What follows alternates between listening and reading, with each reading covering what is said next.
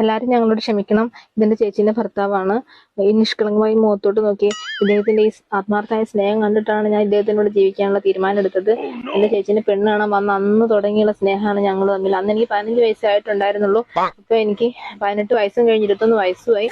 അതിനിടയ്ക്ക് അറിയാണ്ട് ചേച്ചിയിൽ 3 കുട്ടികൾ ഉണ്ടായിന്നല്ലാതെ ഏട്ടൻ വേറൊരു തെറ്റും ചേച്ചിനോട് ചെയ്തിട്ടില്ല. പിന്നെ ചേച്ചിന്റെ അടുത്ത് ഞങ്ങൾക്കെതിരെയുള്ള എല്ലാ തെളിവുകളും ഉണ്ട്. അതുകൊണ്ടാണല്ലോ പോകുന്നത്. അപ്പൊ പിന്നെ ഈ ഒരു വീഡിയോ ചേച്ചിക്ക് തെളിവായിട്ട് കിട്ടും. ഇനി ഞങ്ങൾ ഒന്നിച്ച് ജീവിക്കുകയാണ്. ഞങ്ങളുടെ പിന്നാലെ ആരും വരരുത്. പ്രത്യേകിച്ച് എന്റെ പിന്നാലെ വരരുത്.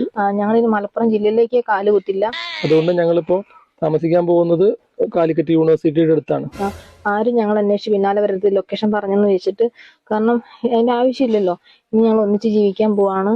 എന്നുവെച്ചാൽ ഏട്ടനെ പൂർണ്ണമായിട്ട് കൊണ്ടുപോവല്ല.